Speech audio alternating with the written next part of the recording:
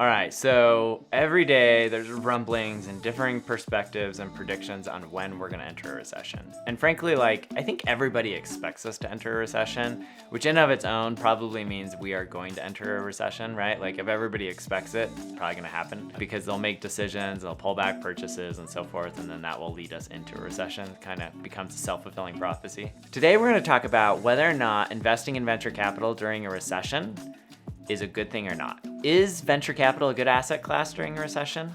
Yes or no?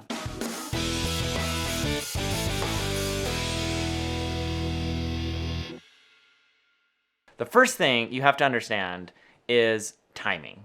Now, how is venture capital going to perform during a recession? It's going to differ based on when the fund was raised. And the reason for that is because funds go out and they'll raise money and then they'll deploy that money over the course of 10 years, essentially. So the typical path is a venture fund will raise, call it $100 million.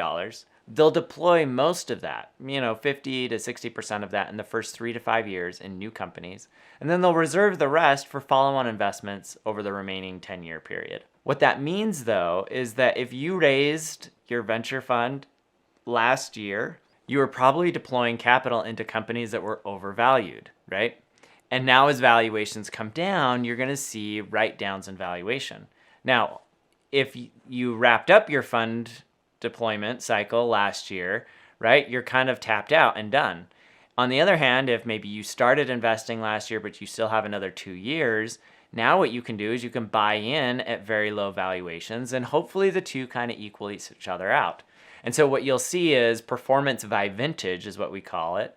Will vary by year. So vintage is simply the year in which you raised money. My guess is that funds that raised money in 2000, well, probably 2019, 2000, 2001, will probably have somewhat subpar returns relative to the overall history of the venture ecosystem.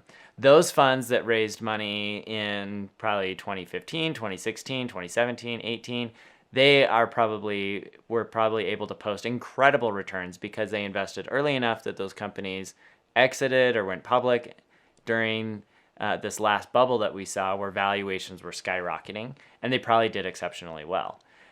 So there's going to be some trade-offs there. The flip side is if you raise a fund right now, the advantage you have is that all of your investments, hopefully, if you do it right, are going to be relatively lower priced. And so as we come out of the recession, you should see good gains, assuming, you're a good venture investor and not overpaying in today's market. It's going to depend on when you raise that money and what impact it's going to have on your returns, what vintage, what year, right? But the really challenging thing is that right now is a really hard time to raise money, right? Frankly, now's one of the best times to raise money and to be investing.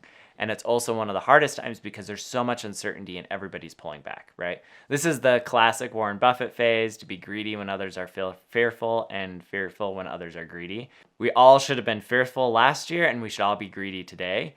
But that's just not the way human psychology works, right? You're watching your portfolio collapse. You're watching companies, valuations drop. They're doing more layoffs. There's all kinds of challenges. There's all kinds of uncertainty. And so you just kind of want to step back and see how things play out before diving back in. So that's one of the challenges, right? The other thing is that there are a lot of funds that raised money in the last few years that thought that they were geniuses, deployed a bunch of money into these overly priced companies, and now those companies are underperforming. Valuations are coming down. Some of them are really dependent on access to cheap capital. And when that capital dries up, they ultimately end up failing, right? And so the returns for those funds are going to go down.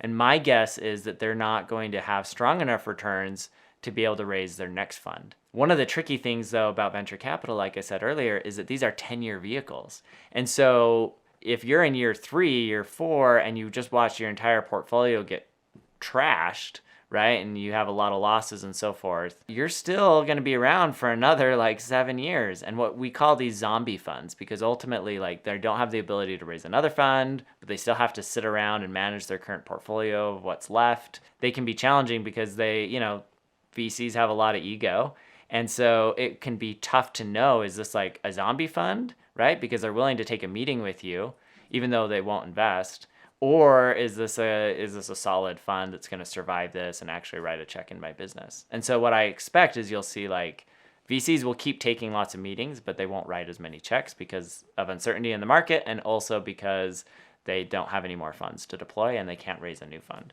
That's a lot of the things like to keep in mind in terms of venture capital and how recessions are going to impact it. The flip side to all of this is if you are into venture capital for the long haul, you'll probably end up being okay, right? If you put all of your eggs into one venture fund basket, right, that's super risky. But if you're spread out across the asset class, the next couple of years might be hard years in terms of overall performance, but coming out of this, performance should rise, right?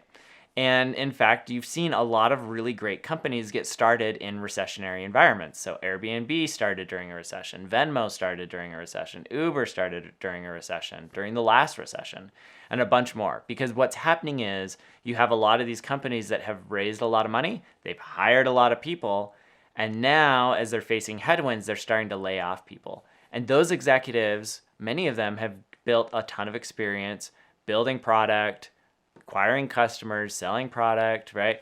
Raising money, all of those things, and they'll now go out and start their own businesses. And so now might be possibly the best time to be investing in venture capital, right? As there's this big reset.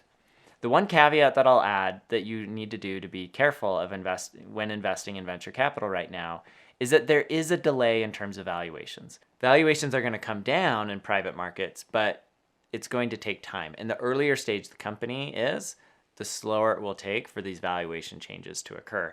Because, and this is both a positive and negative, if I'm investing in a seed stage company, I'm paying $3 million valuation or a $10 million valuation, but I believe that this is ultimately a $1 billion company. The difference between 3 and 10 doesn't matter a whole lot, right? But if the valuation in the future, I think now just got cut in half to $500 million, right? Then it starts to have a little bit of an impact, albeit less than if I were in a Series A company or in a growth equity company, right? And so that's why you see this trickle-down effect. You also have founders that have been raising and operating their business over the last few years that have just seen valuations continue to rise and go up and to the right. And so their valuation expectations are a lot higher. And so they're going to look at the terms that venture capitalists are offering and scoff at them and say, well, we'll just wait, right? They might be in for a rude awakening. I don't think we ever get back to the valuations that we saw in 2021 and 2020. I think those were basically driven by both the pandemic and inflation. And as the Fed cuts inflation and we come out of the pandemic, those two driving forces will no longer exist.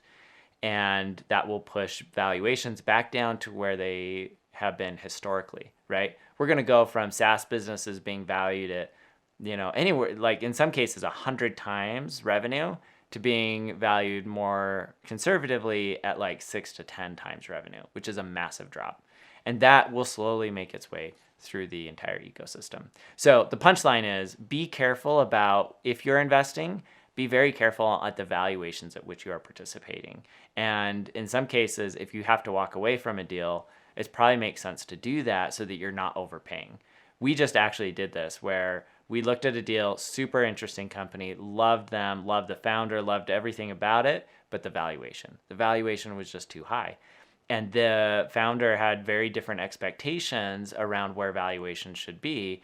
And so ultimately we couldn't come to an agreement. And we just said, look, like amazing business, but given how markets have changed, the valuation no longer makes sense. And we walked away. Right. And I think that's the kind of discipline that VCs need to have if they're ultimately going to be successful. Hopefully this was helpful. There is some gloom and doom in venture capital, but ultimately I am super positive on the future. If you look at like all the amazing things that we enjoy today, a lot of them have been derived from companies that have raised venture money, right? And I think that will just continue to grow and develop and improve in the future. Anyways, if you enjoyed this, check out my other video where I talk about how inflation is impacting venture capital and how it's impacting both returns, fund performance, funding availability for companies, and so on and so forth. Thanks.